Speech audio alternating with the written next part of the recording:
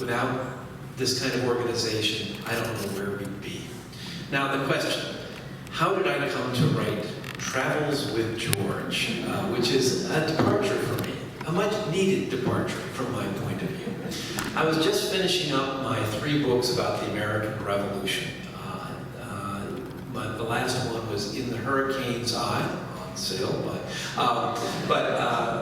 which focuses on the year of Yorktown, and particularly the naval battle that made that victory that won us our independence possible. And I was in the late innings of researching that book and found myself in Providence, Rhode Island. And I ducked into the John Brown house. This is not John Brown, the abolitionist. This is a very different John Brown. This is John Brown, the slave trader, a co-founder of Brown University, whose big brick magisterial home is just a wonderful historic place to visit. And in the back is a wing which has what's known as John Brown's chariot. It's a horse-drawn little buggy, 1 seat. In the book, I compare that seat to about the size of the back seat of a VW Bug. And according to family tradition, the newly inaugurated president, George Washington, when visiting Providence, was taken out to the shipyard at Fox Point by John Brown in that carriage. Now, John Brown was big, he was tall, had a linebacker's body. George Washington was 6'4". I do not know how they fit into John Brown's chariot, but they went down there to see the ship he was building that was going to be named for the new president. And this got me to thinking. I knew that Washington had visited Providence several times during the Revolution. What was he doing as president in Providence? And that led me to realize that when Washington became president in the end of April 1789 in the temporary capital of New York, he realized he needed to do something to unite an already divided nation. You know, we think we invented partisanship. No. It began when there were patriots and loyalists. This country was born in a revolution. We have been at each other's throats from the very beginning. Most people look to the Constitution as the bedrock of our democracy, but the truth is the Constitution was a highly controversial document. It divided the country into Federalists who believed in the Constitution and the strong federal government it created, and anti-federalists. These were not yet organized parties, but anti-federalists who distrusted the very fact that there was going to be this strong central government, that believed the states should retain the power that they had had under the original Articles of Confederation. 2 states, North Carolina and good old Rhode Island, had not yet ratified the Constitution. They had not participated in Washington's election. He needed to do something to convince these 13 former colonies that they were now part of the United States of America. Now, this was before mass media, before he could get on the radio or the TV and speak to the American people all together. He needed to get out there and visit as many of the towns and cities in America as possible. And he was going to travel in Air Force One, and that had been invented. He was going to have to do it in a horse-drawn carriage. And so not even 6 months into his administration, when Congress goes into recess, he heads out on the first of a series of 4 trips, a tour of New England. This would take him all the way up to Kittery Point, Maine. When he did a harbor tour from Portsmouth, he would visit 60 towns alone in New England. And one of the points he wanted to make was, yes, I am now President of the United States. I am leading you, but I am not a king. I am not a dictator. I am one of you. I am a citizen who's been elected to office. And so to make that point, he insisted that he would stay in public taverns, not the beautiful homes of his rich friends.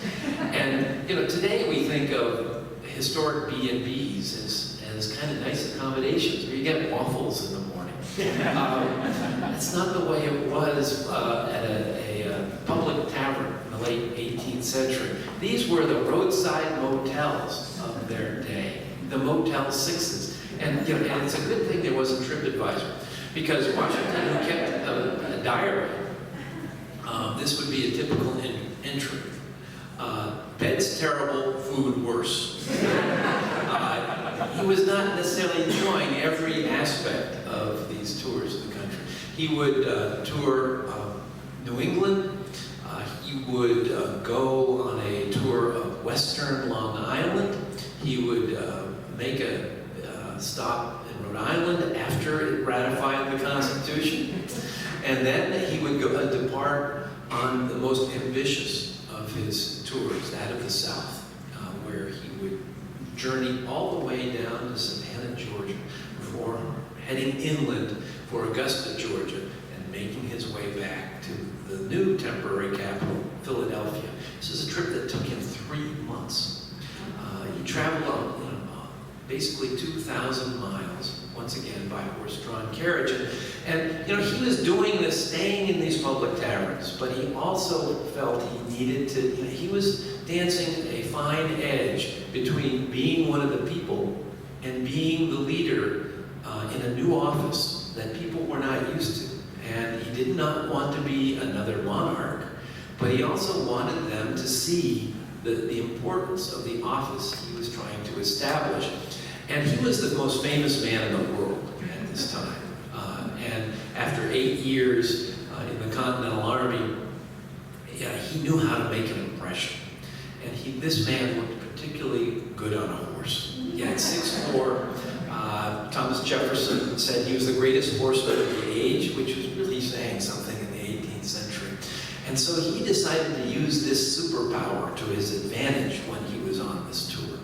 The horse-drawn carriage would come to the edge of town. Washington would get out, dressed in his Revolutionary War uniform with those big gold epaulets on his shoulders. He would mount his great big white horse named Prescott and ride down Main Street to thunderous acclaim. Today, if you go to a political rally, there are big widescreen TVs and throbbing rock and roll music making this great impression. It all began with George Washington riding a big white horse down Main Street. Now, this sounded really interesting to me. And after working on the American Revolution for 10 years, 2 years longer than it took to fight the darn thing, I would have had enough of war and bloodshed. I had been fascinated by this 10-year dive into the history of that era, but I needed to do something different. I needed to change it up. Now, one of my favorite books of all time is John Steinbeck's Travels with Charlie. This is where Steinbeck, towards the end of his career, it's now been 25 years after The Grapes of Wrath, that incredible book, after he toured the western part of the country in an old bakery truck. It'd been he was now living like me, in a whaling port, the whaling port of Sag Harbor on Long Island. He decided he needed to do something to reconnect himself with this country. So he set on a road trip with his dog, a standard poodle named Charlie, 10 years old, and headed out in search of the meaning of America, which is the subtitle of that book. And I said to Melissa, I think I have an idea for doing a version of Travels with Charlie. Why don't we, my wife Melissa, who you'll be seeing at some point, she's walking the grounds of Dora as we speak, so you'll be able to see the other people who were subjected to this, this contest. But I said, Melissa, you're retiring. Let's retrace Washington's journey across this country. Instead of a 10-year-old standard poodle, we'll take our new puppy Dora, who is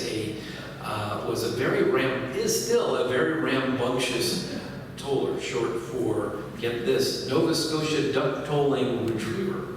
It looks like a little fox. And so, and Melissa was a little, she cocked an eyebrow and sighed. She sighs a lot when we have these kinds of exchanges. Because I tend to get very enthusiastic about an idea, and she immediately realizes, let's see this in a clearer light. And so off we went, following George Washington. Melissa would often have his diary spread out on her lap as we drove along and read from the diary as we came into a town. And so, Travels with George is part history, Washington's tour of this country, part travelogue as we follow Washington along, and part memoir as I explore some of the reasons why I'm into history, where Melissa and I, what's happened. Anyways, you got to read it to get it. But it was the most great year and a half we've had, in so many ways. If you like going on our history-themed road trip, this is a wonderful way to do it. And so off we went, doing our John Steinbeck routine. But before we did, initially I thought, hey, this will be a great change. Get on the road, drive around, I'll come back, write this book, and bang, it'll be done. And the historian in me, even before we went, I said, wait a minute, this is actually a big historic challenge. Because we've got a lot of information about Washington. We've got his diary, all sorts of information from newspaper accounts, all this. But I realized I need to know what was the impression Washington made in each of the towns he saw. I wanted to see, each town has a plaque that says Washington was here at such and such a time. And by the way, we were so sick of that historical joke, Washington slept here, ha ha ha ha, by the end. He wasn't sleeping around. He was working tremendously hard to unite this country. And the fact that there are so many houses that he either slept in or is reputed to have slept in is a testament to those efforts.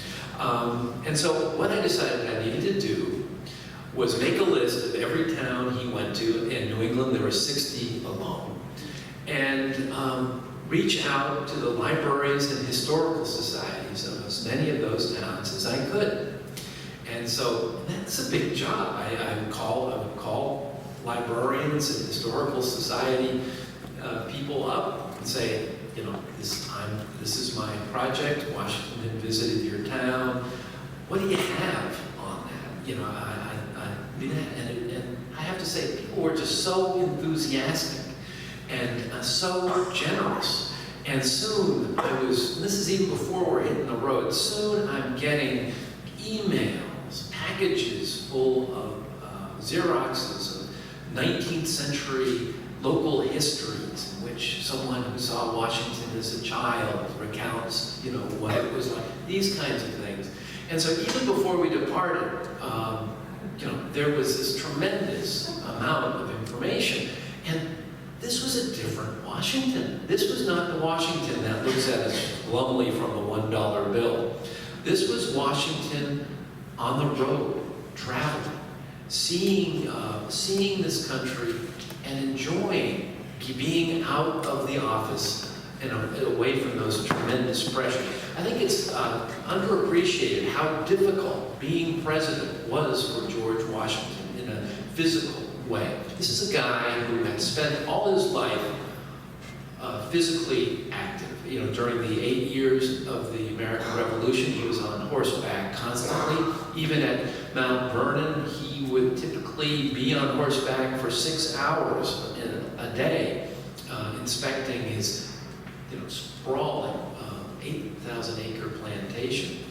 And suddenly, he became president. He was, by the way, our most reluctant president. He really did not want to do this. He had become the most famous man in the world. He had done the impossible by winning a war against the most powerful military entity on earth. What was he going to gain by becoming president? Because as he saw it, and as he rightly saw it, it was a much bigger challenge than winning a war mean, this was a country that had rebelled against Great Britain because of taxes. How was the new government going to tax these people?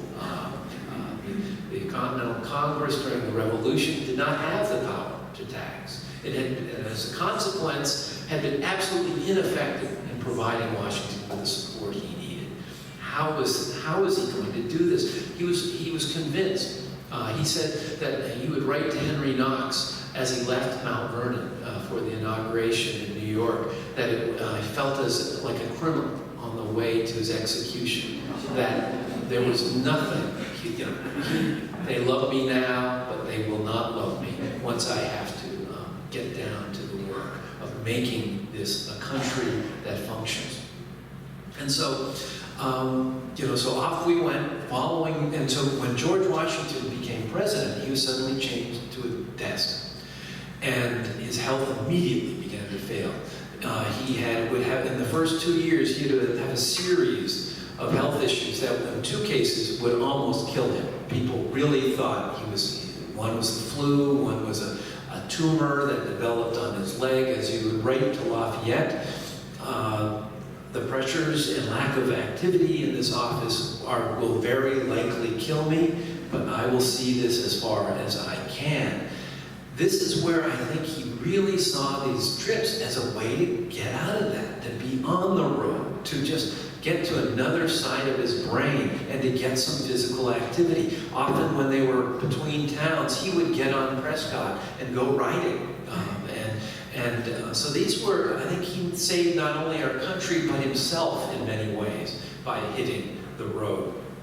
And so Melissa and I set out following Washington. The New England tour was the first one. Well, actually, the book begins in Mount Vernon with Washington thinking, he's on the road to perdition in doing this. And we immediately started up Route 1, through Maryland, a complete miracle mile with, like this. We drove down Route 1 actually to here for my cousins in Wakefield. And that's bucolic compared to Route 1 in Maryland, let me tell you. It's, car dealership after car dealership. And so we're driving along and Melissa's saying, what are we accomplishing here? How are you channeling the past? And I said, well, he went this way, you've got to do that. So she started turning on the Google Maps, and which is always telling you to get on the highway and go fast. So it was like, turn left and get on the highway right. And I'd say, turn that damn thing off. And then I began to realize, that's the voice of George Washington saying, get this over with. This is, get to New York and move on. Well, anyway, so we followed him to New York. I attended every year at Federal Hall in New York, where Washington was inaugurated. It's not the same building, but it's on the same site. They have a reenactment of Washington's inauguration, so I attended that. It's really kind of cool. A reenactor, a Washington reenactor, delivers the same speech Washington did, written by James Madison, by the way, and did that, and then we set off on the New England tour. Now remember, by this point, Rhode Island had not yet ratified the Constitution, so he had to devise a route that would avoid Rhode Island. He could not follow I-95 up. So he went to New Haven and then headed to Hartford, and from there to Springfield, and thus avoiding Rhode Island, made his way to Boston. And I'd like to read you a brief section from Travels with George, where we take up with Melissa and myself as we follow Washington from Hartford to Hartford after spending a night at a bed and breakfast in Wallingford, Connecticut. Get this. I mean, remember, we're traveling with a dog, so we're traveling dog-friendly accommodations. And sometimes that worked to our advantage, but not always.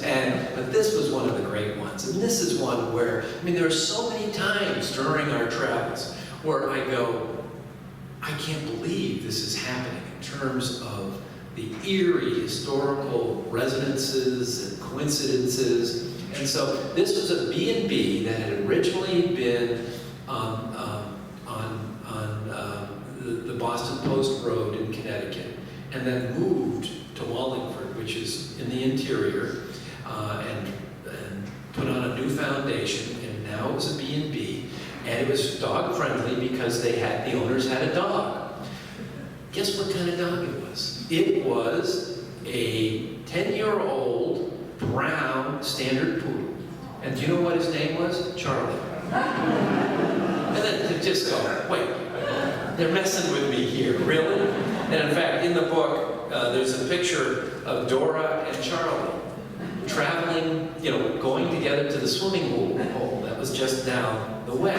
And so, it was really cool, and it was a fascinating place to be. And this was also during the Revolution, in that final year of Yorktown, which I just been writing about. Wallingford was one of the places that the French General Rochambeau marched down from Newport on his way with 5,000 soldiers on their way to New York. They had stopped there. So, once again, the historical vortex was part of it. But let's take up in our Honda Pilot with Dora in the back seat as Melissa and I make our way to Hartford. One of the reasons Melissa and I moved to Nantucket was so that Melissa wouldn't have to devote so much of her day to commuting to and from work. She was an attorney back in that time. On Nantucket, we would all be together in the same figurative boat. Then, with the publication of In the Heart of the Sea in 2000, when both our kids were in high school, I embarked on my first book tour. Since then, a book tour has become an almost annual ritual. We had originally moved to Nantucket so that Melissa's job would not divide us as a family.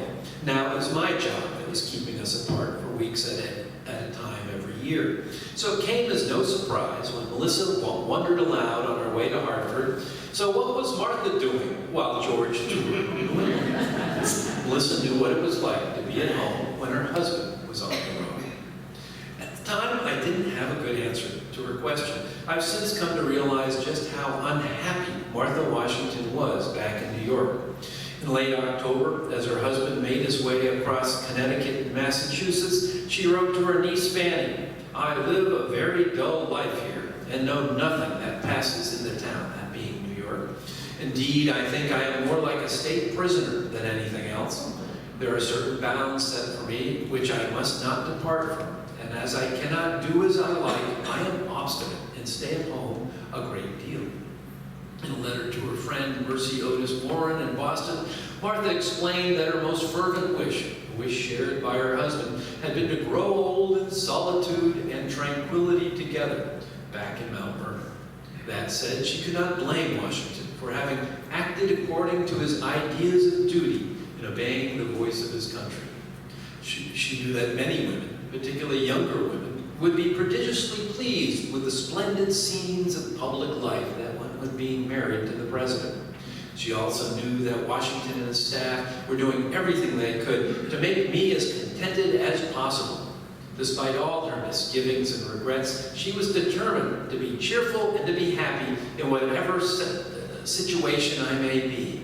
For I have learned from experience that the greater part of our happiness or misery depends upon our dispositions and not upon our circumstances. We carry the seeds of the one or the other about with us in our minds wherever we go. Later, when I read Martha's words to Melissa, she issued another one of her trademark sighs and smiled broadly. "I like her," she said. And so that, this is the kind of book it is. We're moving back and forth between what's happening with us and what's happening with Washington. And one of the reasons I wanted to do this, we are in a divided time right now. And what I wanted to do, and I think we all know what divides us. What I was interested in is what from the past, what from George Washington is there to help us begin to think about trying to pull ourselves together. And one of the experiences both Melissa and I shared in just about every town we went to, what we weren't feeling the divide in our, what we're seeing is how proud each community was of its history, of the fact that Washington had been there. And, it was a heartening experience in many ways, but as I'll get into, Washington would, to his regret, become very familiar with the destructive forces of partisanship during his own administration. Now, one of his more unusual tours was the one in Long Island. It would just be 4 days. He would tour just the western part. He was in New York at this point. There would be no newspaper coverage, a complete media blackout, which is really weird because every other journey he would make from the fugitive White House would be covered. And the question is, what was going on? Well, during the American Revolution, one of the things that made the American victory possible was a spy network that was overseen by Washington and one of his officers, who happened to be from the town of Setauket, New York. It's a quaint little town, a lot like Stonington, kind of like Nantucket. It's shingled instead of your clappers. But on the northern edge of Long Island, smack dab in the middle. And this was the nerve center of what would become known as the Culper Spiral, where someone from the neighboring town of Oyster Bay, named Townsend, Robert Townsend, playing the part of a loyalist in New York, would feed information he got of British movements to the proprietor of an inn in Setauket, who would come regularly to New York for supplies. And remember, Long Island at this time, like New York, was occupied by the British Army. So, from an American standpoint, this is enemy territory. And this inn owner would take his stuff back to Setauket with these messages. Some were coded, some with visible ink, all these kinds of things. And they would be deposited at a special place in Setauket, where at night someone else from the region would sail a whaleboat from Fairfield, Connecticut, across the Sound, go to this this place, get the message, and then sail back. And so this was the Setauket spy ring. And the identities of these spies were known to only two people, Washington and his spy chief. And not even the families of these spies knew that Washington was, that they had a spy in their own family, because the fear was, if this experiment in a republic should fail, and the British come back in, you didn't want to be known that you had been a spy in the American Revolution. In fact, the identities of these spies were not revealed until the 1930s, when a historian came up with them. The series Turn is based in part on all this story.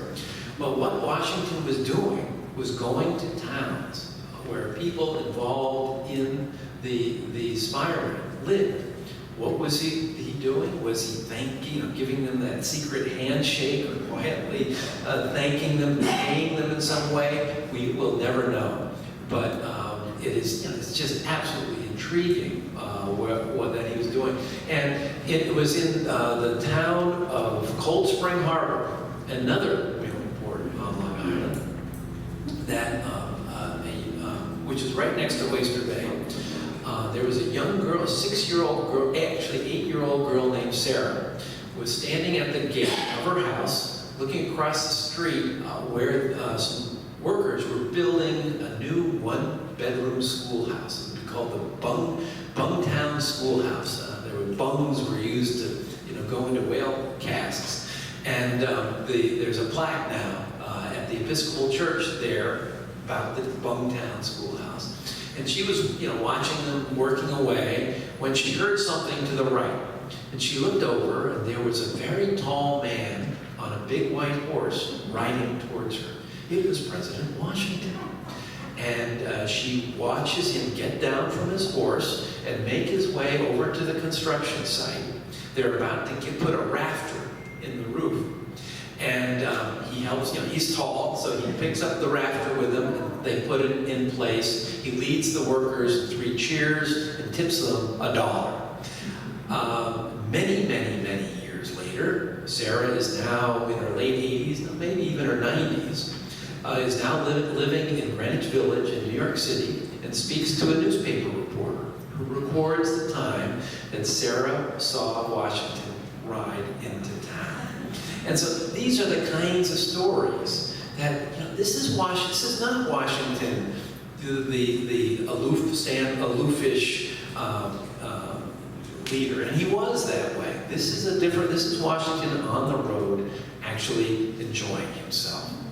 Now, when it came to the New England tour, this was so early in his presidency, the honeymoon period was still in effect, and it was a great cheering contest. But by the Southern tour, the economic policies of his Treasury Secretary, Alexander Hamilton, were coming into clearer focus. And particularly when it came to the issues of taxation in the federal government. And many people were not happy with it, particularly down south. And one of the people not happy with it was Washington's own Secretary of State, Thomas Jefferson, an anti-federalist if ever there was one. He was in France when the Constitution came through. His good buddy James Madison was central to the Constitution, but Jefferson was not so sure, and he was he was somewhat jealous, I think, on a personal level of Hamilton's role in the government. And for one thing, the Treasury Department was much larger than the State Department at this point, because Hamilton had to put together a mechanism for collecting the funds and stuff like that. But what was really people not happy in the South was a new tax on whiskey. In the years to come, there would be the famous Whiskey Rebellion in western Pennsylvania, where I actually grew up. I lived on Nantucket for 36 years, but I grew up in the Maritime Center of the Universe, Pittsburgh, Pennsylvania. And I can tell you that there are still people that are not enamored with Washington because of that whole situation. But so Washington, before even Washington leaves on the Southern tour, he learns that the former governor of North Carolina says, while he reveres General Washington, he will not allow President Washington in his house. This is not just a walk in the park. He's going to have to talk policy, and he would do that. And I think one of the tributes to what I call in the book the Washington effect, because he was this charismatic, beloved presence who had done so much for the country. People, even if they were not, didn't necessarily agree with him, were at least going to listen to him. And he would complete this 3-month tour of the country, and the South would not do what Western Pennsylvania would do, which would surprise many people, and I think it's a tribute to Washington's Southern tour. And now, as Washington is finishing up the Southern tour, he's doing everything he can to pull this country together. What's happening in his cabinet is the divide between Jefferson and Hamilton is becoming very personal. Their former working relationship has deteriorated to the point that it's just a cabinet meeting is not a fun thing. And Washington is beginning to see that this is really not something he needs to address. And even as Washington is finishing up the Southern tour, this is before it's all becomes so obvious to Washington. Thomas Jefferson writes him a note. He's back in Philadelphia, which is now the temporary capital, along with the rest of the government, the cabinet. And he says, it's been a lot of pressure recently. I need to do like you and go on a tour of my own. And so he goes on a northern tour.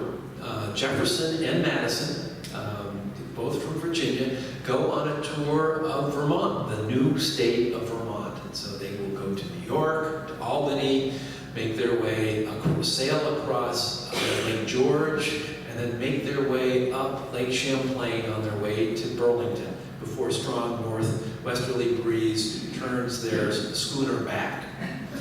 And what Washington through Hamilton later learns is this was not entirely for Jefferson's health. They were beginning to organize what would become the opposition party. In New York, they would meet with none other than Aaron Burr, the man destined to shoot Alexander Hamilton in a duel. They would have meetings in Albany and even Bennington, Vermont, as they laid the groundwork for the opposition to everything Washington was trying to put together. And so what I'd like to do right now is finish up my remarks with by reading a section from the epilogue that addresses how Washington responded to all this and takes up because after we finished following Washington to Philadelphia, Melissa thought it was all done. I said, no, we got to follow Jefferson and Madison to Vermont. And so, okay, jeez. And I did grow up in Pittsburgh, but my dad's first posting was in University of Vermont. And so as a consequence, we had a camp on Mount Mansfield when I was a kid. And so I was very familiar with that area. I think I kind of learned to sail on Lake Champlain. And my brother now has a place in Stowe, Vermont. And so we followed Madison and Jefferson up, and then eventually met up with my brother and his wife, who took us to the summit of Mount Mansfield, where Melissa, Dora, and I, and my brother and wife looked out towards Lake Champlain and thought of Jefferson and Madison making their way to Burlington.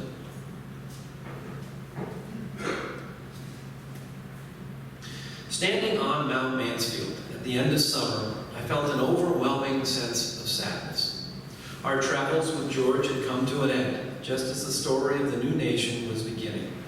Jefferson and Madison would return to Philadelphia and continue to organize the political resistance, confident they were battling the pernicious forces of monarchy and corruption. In the meantime, Hamilton and the Federalists, equally confident in their righteousness, pushed forward the financial programs on which today's economy, with all its excesses and inequalities, is built. In the middle was Washington, a Federalist for sure, but a Federalist who recognized there was another point of view. What bothered him were not the philosophical differences between his two warring cabinet members, but their unwillingness to work cooperatively. Differences in political opinions are as unavoidable as, to a certain point, they may perhaps be necessary, he wrote to Hamilton. When matters get to such lengths, the natural inference is that both sides have strained the cords beyond their bearing, and that a middle course would be found the best until experience shall have pointed out the right mode, or which is not to be expected because it is denied to mortals, there shall be some infallible rule by which we could forejudge events. What both Hamilton and Jefferson needed, Washington seemed to be saying, was a little more humility and self-doubt. Because no one, not even the two most brilliant men of their age, had all the answers. Unlike Hamilton and Jefferson, Washington didn't need to be right all the time. He just wanted to make things work. He understood that feasible change is not attained by righteous indignation. It's understanding that the road ahead is full of compromises if life is actually going to get better. Not Jefferson. When it came to his beloved French Revolution, he insisted that rather than it should have failed, I would have seen half the earth desolated. Were there but an Adam and Eve left in every country and left free, it would be better than it is now. This kind of philosophical dogmatism and melodrama was anathema to Washington. He had spent 8 years of his life doing his best to prevent the United States from succumbing to the divisions and violence that were about to consume France. He understood the darkness of self-interest lurking beneath the most high-minded ideals. And yet, despite his inherent skepticism concerning the human condition. He had an abiding faith in the American people. Although we may be a little wrong now and then, Washington wrote to his former aide-de-camp, Jonathan Trumbull Jr., we shall return to the right path with more avidity. Thomas Jefferson had written the Declaration of Independence, but it had been left to George Washington to translate its words into something real, into something that might one day evolve into what the preamble to the Constitution calls a more perfect union. Thank you very much.